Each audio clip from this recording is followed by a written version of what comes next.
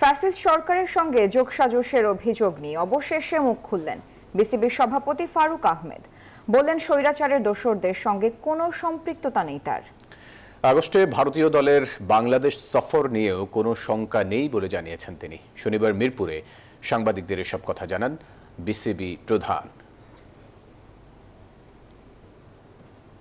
একের পর এক প্রশ্নের মুখে বিসিবি সভাপতি ফারুক আহমেদ। পরিচালকদের অনুমতি ছাড়াই বিসিবির এফডিআর অন্য ব্যাংকে স্থানান্তর, পাসপোর্ট ইস্যুতেও বিতর্ক, আওয়ামী সরকারের সাবেক সংসদ সদস্য শামীম ওসমানের সঙ্গে সখ্যতা থাকার অভিযোগ রয়েছে তার বিরুদ্ধে।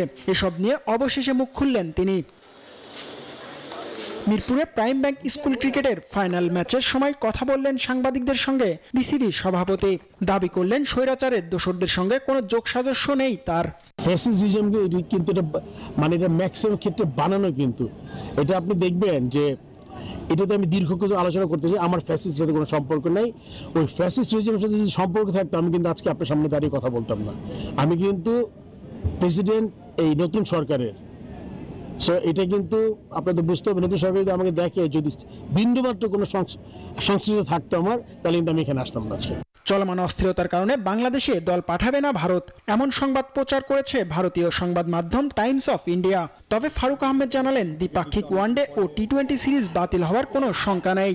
ভারত এই মুহূর্তে আমাদের এরকম করে কিছু জানায়নি। একটা পত্রিকার নিউজ আমি যেটা আপনি কথা বললেন শুনেছি, বাট ওরা কিন্তু পুরো ট্যুর কনফার্ম করেছে এবং আইটিআই তৈরি হয়ে গেছে।